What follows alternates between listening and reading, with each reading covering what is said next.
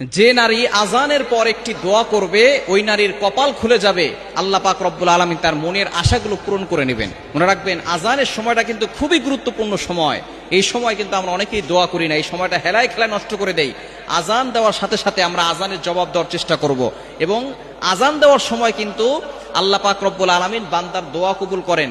যখনই আজান দেওয়া হয় তখন আসমানের দরজাগুলো খুলে দেওয়া হয়, তখন বান্দার কথা সরাসরি আরশে আযিমে গিয়ে নক করে এবং আল্লাহ পাক রব্বুল আলামিন তার দোয়াগুলো কবুল করে নেন। অবশ্যই আমরা এই আজানের সময় দোয়া করব। নবীজি সাল্লাল্লাহু আলাইহি ওয়াসাল্লাম জানিয়ে দিয়েছেন, এবং আজানের সময় সতর্ক থাকাও দরকার। মা বোনদের এই আজানের সময় সতর্ক থাকতে হবে, কারণ এই সময় যখনই আজান দেওয়া হয় তখন শয়তান, আজানের শব্দ যতদূর পর্যন্ত যায় ততদূর পর্যন্ত শয়তান পালাতে থাকে।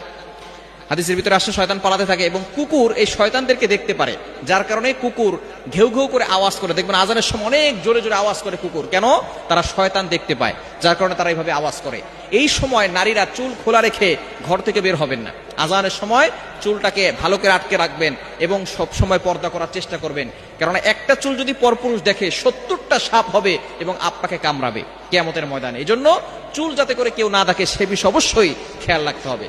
চুল যাতে করে কেউ না দেখে সে বিষয়ে খেয়াল করবেন, এবং আজানের সময় চুল খোলা রেখে বাসার ছাদে আপনার মেয়েকে পাঠাবেন না, বাসার ছাদে আপনার স্ত্রীকে পাঠাবেন না, ঘরের বারান্দায় যেতে দিবেন না, কারণ এই সময় যদি কোনো শয়তান সেই নারীকে দেখে নারীর প্রতি বেশি আকৃষ্ট হয় এবং ছোট বাচ্চাদের প্রতি অ্যাট্রাকশন দিয়ে থাকে, আসর করে থাকে।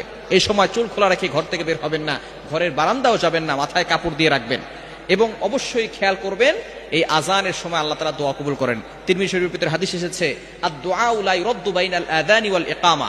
আজানের পরে যেহেতু আসমানের দরজাগুলো খুলে দেওয়া হয়, ইকামতের আগে, আজানের সময়, আজানের পর থেকে ইকামতের আগে মধ্যবর্তী সময় দোয়া করলে আল্লাহ তাআলা সেই দোয়া ফিরিয়ে দেন না। এজন্য এই সময় দোয়া করবেন। একটা দোয়া আছে, নবীজি সাল্লাল্লাহু আলাইহি ওয়াসাল্লাম জানিয়ে দিয়েছেন, দোয়াটি হচ্ছে বুখারী শরীফের হাদিস, অন্যান্য হাদিসের কিতাবের ভিতরে এসেছে, আল্লাহুম্মা রাব্বা হাযিহিদ দাওয়াতি তাম্মা ওয়াস সালাতিল কাইমা আতি মুহাম্মাদানিল ওয়াসিলাতা ওয়াল ফাদিলা ওয়াদ দারাজাতার রাফিআ ওয়া বা'আসহু মাকামান মাহমুদান আল্লাযী ওয়া'আদতা ইন্নাকা লা তুখলিফুল মিআদ।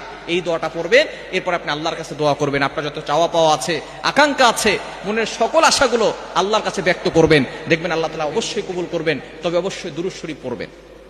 আপনি দোয়াটা করার আগে নবীজির প্রতি দুরূদ পাঠ করবেন। দুরূদের ভিতরে সবচেয়ে গুরুত্বপূর্ণ এবং ফজিলতপূর্ণ দুরূদ হচ্ছে দুরূদ ইব্রাহিম। আল্লাহুম্মা সাল্লি আলা মুহাম্মাদ ওয়া আলা আলি মুহাম্মাদ কামা সাল্লাইতা আলা ইব্রাহিম ওয়া আলা আলি ইব্রাহিম ইন্নাকা হামিদুম মাজিদ। আল্লাহুম্মা বারিক আলা মুহাম্মাদ ওয়া আলা আলি মুহাম্মাদ কামা বারাকতা আলা ইব্রাহিম ওয়া আলা আলি ইব্রাহিম ইন্নাকা হামিদুম মাজিদ। কারণ দোয়া কবুলের আগে অবশ্যই দুরূদ শরীফ পড়লে সেই দোয়াটা তাড়াতাড়ি কবুল হয়ে যায়। এজন্য অবশ্যই আমরা আজানের সময় আল্লাহর কাছে দোয়া করব, সেই দোয়া কখনো ফিরানো হবে না।